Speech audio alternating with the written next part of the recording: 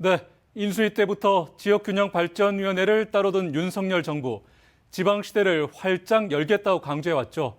하지만 취임 전 발표한 110대 국정과제엔 정작 지역 현안이 빠졌습니다.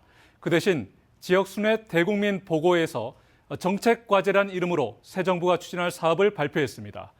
이런 투트랙 전략 때문에 지역 현안이 우선순위에서 밀리지 않을까 하는 걱정이 나옵니다. 새 정부가 추진하기로 한 대구 지역 사업을 짚어보는 기획뉴스. 오늘은 대구 경북 통합신공항 건립 사업입니다. 권윤수 기자입니다. 대통령직 인수위원회 지역균형발전특위는 지난 8일 대구 경북 대국민 보고회에서 정부가 5년 동안 추진할 대구 15대 정책과제를 발표했습니다.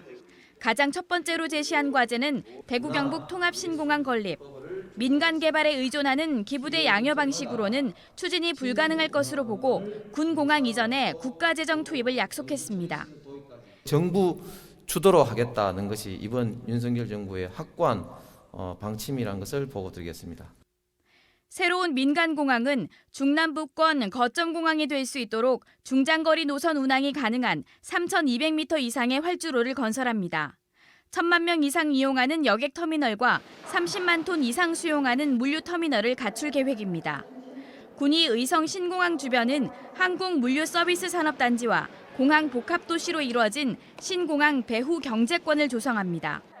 공항으로 가는 연계 교통망도 필요하기 때문에 서대구역과 통합신공항을 잇는 철도, 대구 경북선을 건설합니다. 철도 건설은 2021년 4월 제4차 국가철도망 구축 계획에 반영돼 사전 타당성 조사가 진행 중입니다. 중앙고속도로 확장도 올해 초 제2차 고속도로 건설 계획에 반영됐습니다. 2028년 개항 목표인 통합신공항은 정부 예비 타당성 조사 면제가 필수적입니다.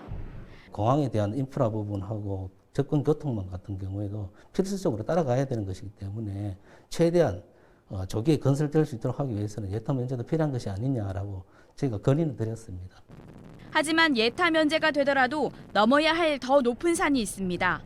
천문학적인 재원을 어떻게 조달할 것인지 구체적인 방안이 마련돼 있지 않기 때문입니다.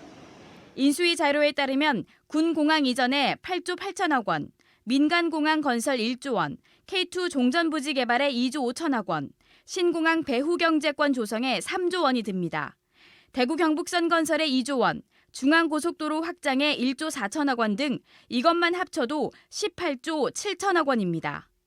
대구시는 물론이고 정부조차도 재원 마련에 대한 해답을 제시하지 않고 있습니다. 무턱대고 첫삽을 뜨기 전에 냉정하게 다시 해야 한다는 의견도 만만치 않습니다. 부산 가덕도 신공항과 더불어 정치권의 여론몰이용 선거 전략에 따른 무리한 사업 추진이라는 지적도 나옵니다. 정권도 바뀌고 여러 가지 다시 지방선거도 하고 전체적으로 그러니까 대구공항뿐만이 아니라 가덕도까지 포함을 해서 다시 한번 좀 차분하게 한번 좀 점검하고 다시 검토하고 뭔가 합의하는 과정들이 필요하지 않나 싶습니다. 2029년 개항을 목표로 한 가덕도 신공항은 최근 국토부의 사전 타당성 조사에서 2035년 개항이 가능하다는 분석이 나왔습니다. 대구 경북 통합 신공항도 빠른 개항이 가능할지 확실하지 않은 데다 공항 존치를 원하는 의견도 적지 않아 계획대로 추진되는데 많은 난관이 예상됩니다. MBC 뉴스 권윤수입니다.